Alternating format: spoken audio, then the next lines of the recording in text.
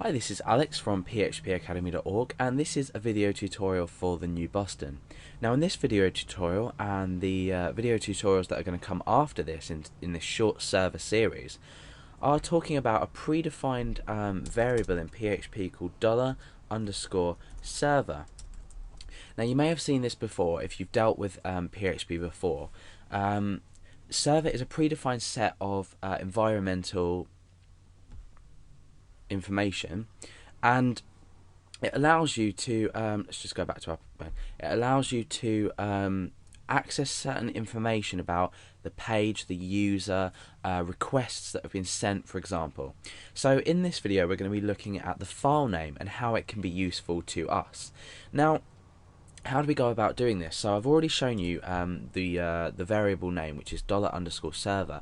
So it's much like things like $_post and $_session. So if you're learning PHP for the first time, you're probably starting to see some kind of resemblance to with all these. So what do we do if we want to echo out or display to the user the current file name of the PHP script that we're on? Now, you wouldn't necessarily in everyday applications want to do this because, you know, the user can already see the file name. We're working with index.php at the moment.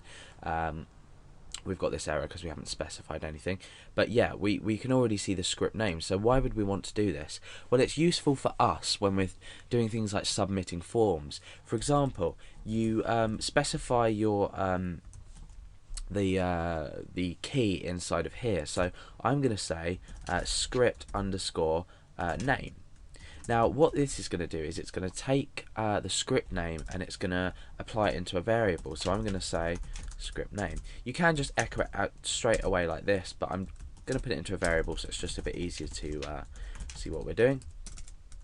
So we've got the script name here and we're using the predefined server variable, and this is the environmental information that we're putting through. So we've got script _name in capital letters. Now we're echoing this script name. So let's test this and see what we get. Okay, so we've got /series /server /index. Now you can see this corresponds somewhat to my URL in the sense that we're not including the domain name. At the moment I'm working locally on my computer, but we're not including the domain name. So why is this useful? Now let's say we wanted to submit a form, but we didn't know the name of the file that the user was actually currently on. For example, let's create another file and we'll put a form in.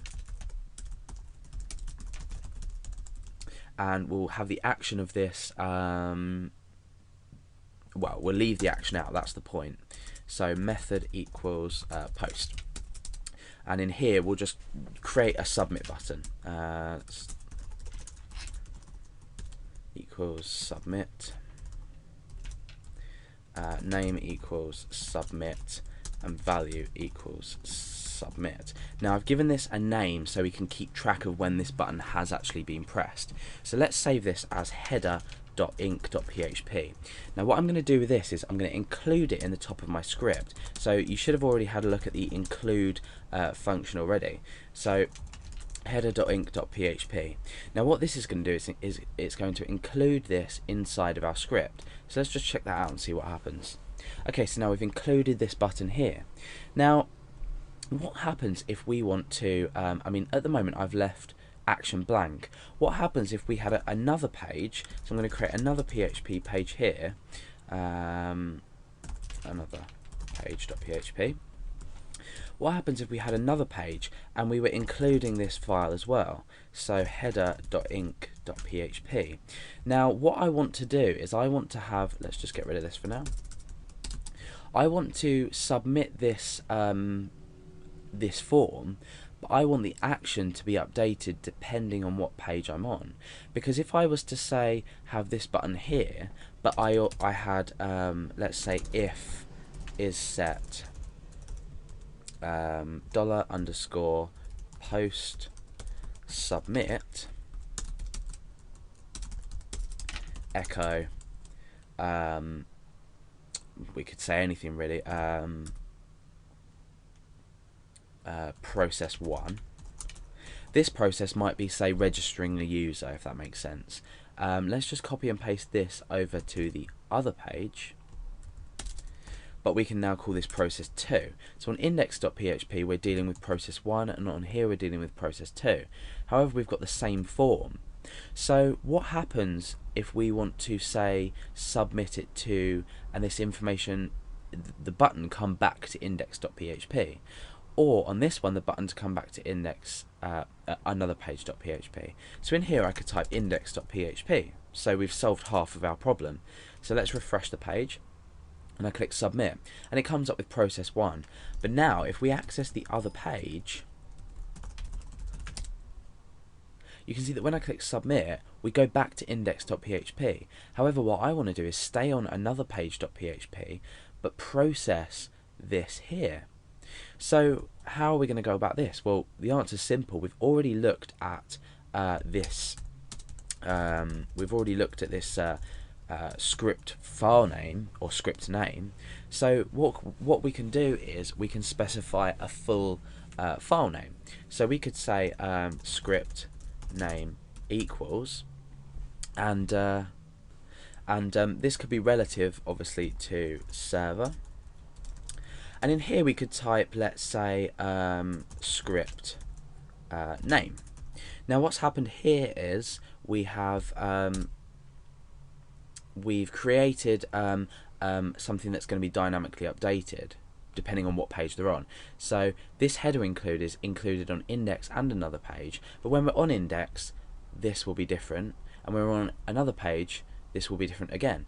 So let's change this action here and update it dynamically. So we can set PHP tags to put this in here, and we can just echo out script name. So now what's going to happen is whatever page we're on, let's just view the source, you can see that form action equals another page.php there with the long the file names that we're, well, the directories that we're currently in. However, when we're on index.php, you can see that it's automatically changed again. So obviously this isn't going to work at the moment. Well, it will, because just because of the way everything's set up. So let's just go over to another page, and we click submit, and we've done that. So we've used the same form to process, but on two different pages. Now how would this be useful in a real life application? Now let's say this submit button had a form field which was username and password, and you wanted to log your users in but keep them on the same page as they are. You could use a form to log your user in, everything could work absolutely fine, and then what you could do is, using this variable that we've set here, you could redirect them back to the page that they submitted the user login from. So most websites you have the username and password at the top of the page, and you will return to the page that you were currently viewing before you logged on. So that's a really useful way of using that server predefined environmental variable.